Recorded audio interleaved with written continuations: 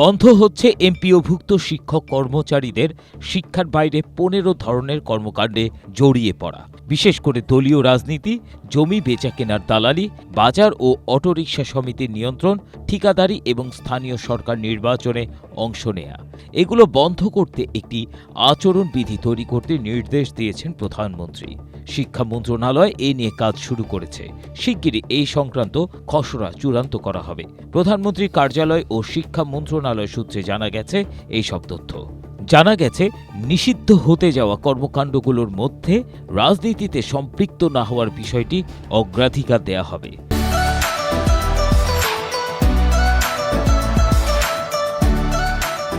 নির্দিষ্ট আচরণবিধি না থাকায় শিক্ষকরা দলীয় রাজনীতিতে পদ নেয়া, ক্লাস ফাঁকি দিয়ে সার্বক্ষণিক রাজনীতি করা, সালিশ দরবার, অটোরিকশা সমিতির নিয়ন্ত্রণ থেকে স্থানীয় প্রতিনিধি নির্বাচনে অংশগ্রহণ সহ নানা শিক্ষা বহির্ভূত কাজে যুক্ত হচ্ছেন।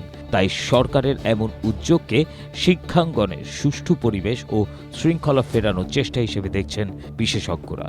তবে শিক্ষক সংগঠনগুলোর দৃষ্টিভঙ্গি ভিন্ন। তারা বলছেন, এটা শিক্ষকদের নির্বাচনের মাঠ থেকে দূরে রাখার কৌশল। দৈনিক আগামী সময়ের এক প্রতিবেদনে এসব তথ্য তুলে ধরা হয়েছে।